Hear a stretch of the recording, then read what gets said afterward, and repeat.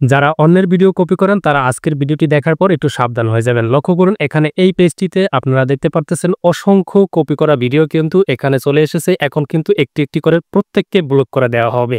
তো আপনারা যারা এই কাজটি করেন, বিশেষ করে অন্যের পেজ থেকে ভিডিও ডাউনলোড করে আবার রি-আপলোড করেন, তারা আজকের এই ভিডিওটিকে অবশ্যই দেখবেন। তো লক্ষ্য করুন আমার এখানে কিন্তু অসংখ্য ভিডিও এসেছে এবং এখন কিন্তু আমি এই ভিডিওগুলোকে কপিরাইট স্ট্রাইক দিয়ে দেব।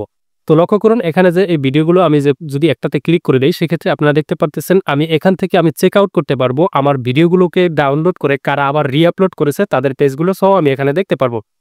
শুধু তাই নয়, এখান থেকে আমরা দেখতে পারবো তিনি ওই পেজে কত পার্সেন্ট আমার কন্টেন্টটাকে কপি করেছে। যেমন এখানে যদি 100% কপি করে থাকে, সেক্ষেত্রে আমরা এখানে দেখতে পারবো বা কত পার্সেন্ট কপি করেছে তার সম্পূর্ণ বিষয়গুলো কিন্তু আমরা এখানে দেখতে পারবো।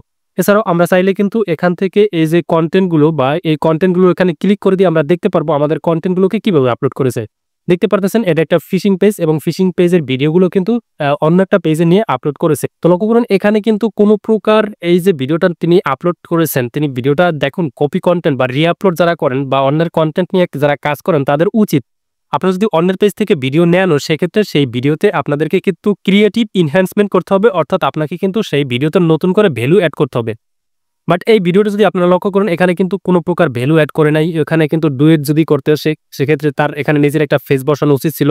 পাশাপাশি এখানে এই ভিডিওর ব্যাকগ্রাউন্ড যে ভয়েসটা ছিল বা ব্যাকগ্রাউন্ড যে মিউজিকটা, সেটাও কিন্তু তার চেঞ্জ করে তার নিজের ভয়েস বসানো উচিত ছিল। বাট তিনি কোনো কিছুই করে নাই। এরকম অসংখ্য পেজ রয়েছে যারা কিন্তু এইভাবে কাজ করতেছে, যারা শুধু এরকম অন্যের ভিডিও ডাউনলোড করে আপলোড দিতেছে। বাট এটা কিন্তু এর আগে অনেকেই জাস্ট কন্টেন্ট ওনাররা তারা স্ট্রাইক দিতে পারতো না। বাট এখন কিন্তু ফেসবুকের নতুন একটা সিস্টেম এসেছে এক কন্টেন্ট প্রোটেকশন নামে, এবং এই কন্টেন্ট প্রোটেকশন এই যে টুলসটা আপনারা দেখতে পারতেছেন, আমি আপনাদেরকে দেখাচ্ছি একদম শুরু থেকে।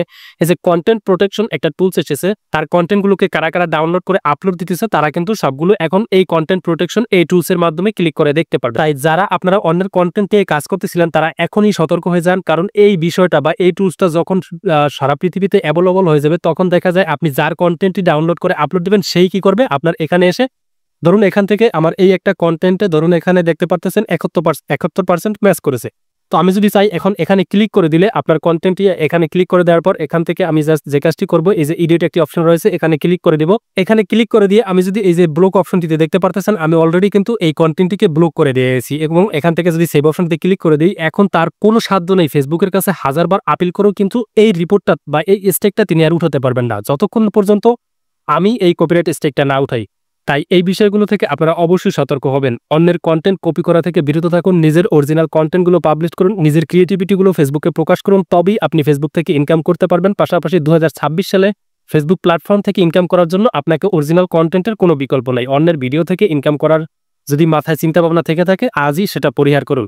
আশা করি ভিডিওটি ভালো লাগবে এবং ইনফরমেশনগুলো আপনাদের কাছে অনেক বেশি হেল্পফুল হবে। ভিডিও ভালো লাগলে শেয়ার করে দেবেন। এছাড়াও পরবর্তীতে এরকম আরও ইম্পর্টেন্ট ভিডিও পাওয়ার জন্য আমাদের ফেসবুক পেজে ফলো দিয়ে ইউটিউব চ্যানেলে সাবস্ক্রাইব করে রাখবেন।